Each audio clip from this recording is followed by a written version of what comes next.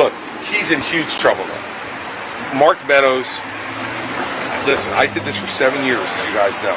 You do not give immunity, complete immunity, to the former White House Chief of Staff unless he's got information that is devastating and that you couldn't get any other way.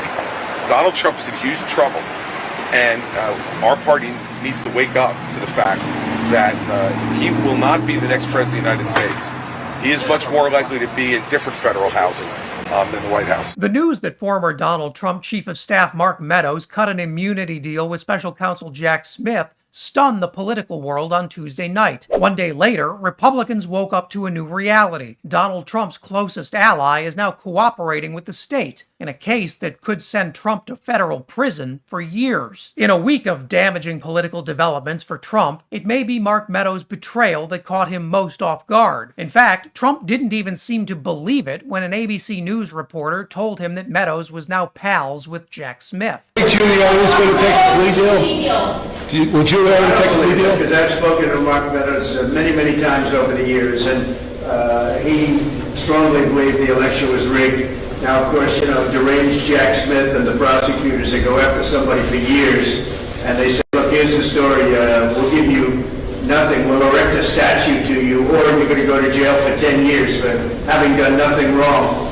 So, a lot of people have to make that decision. Some people would never make that decision, other people would. Now, I don't know if you caught that, but Trump said something interesting right there, that Mark Meadows has always strongly believed that the election was rigged. Here's the thing. Once Meadows went under oath before a federal grand jury, he started telling a very different story from the one in Trump's head. According to Meadows' sworn testimony, he told Trump multiple times that he had in fact lost the 2020 election. Meadows even threw Rudy Giuliani under the bus, telling the grand jury that his investigation into the election hadn't turned up anything. So let's zoom out and get a better view of just how much trouble Mark Meadows is in. Because even though he now has immunity in Jack Smith's federal January 6th case, Meadows still faces at least half a decade in state prison for other crimes he committed in Georgia. At this point, Meadows is desperate to save himself from any legal trouble he can, and that's probably smart, because his Georgia trial is looking grim. The Meadows immunity deal is so important because he was the guy in every key room on January 6th. Nobody got a better and more complete view of Trump's thinking and his motives on that day than Mark Meadows, and no one has access to the kind of information Meadows does. At least, no one willing to talk. Now Trump has to wonder what Meadows has already said, and what signals that might send to others. And in case you forgot, Meadows was at the center of the storm as rioters were attacking the Capitol. Here's just a sampling of what Jack Smith may have asked Meadows about, courtesy of the House January 6th committee. Members of Congress, the press, and others wrote to Mark Meadows as the attack was underway.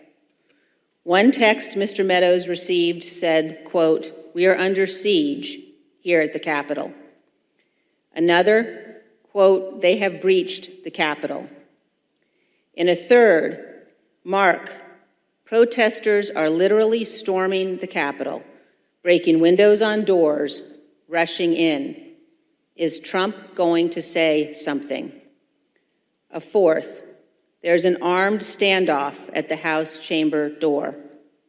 And another from someone inside the Capitol, "We are all helpless." What Meadows did or didn't do in response to those messages will be a central question in our deepening understanding about that terrible day. And for Trump, who cut himself off from almost everyone on January 6th, Meadows remains one of the few who had access to the former president at all times. And I hate to be the bearer of bad news, but Trump isn't taking his latest breakup very well. In a Truth Social post that borders on witness tampering, Trump did his best to gently remind Meadows about the value of loyalty. "If you say bad things about that terrible monster Donald J. Trump, we won't put you in prison," Trump writes. "You can keep your family and your wealth, and perhaps if you can make up some really horrible stuff about him, we may very well erect a statue of you in the middle of our decaying and now very violent Capitol." Some people would make that deal, but they are weaklings and cowards, and so bad for the future of our failing nation. I don't think that Mark Meadows is one of them, but who really knows? Well, now Jack Smith knows, and soon the American people will learn even more,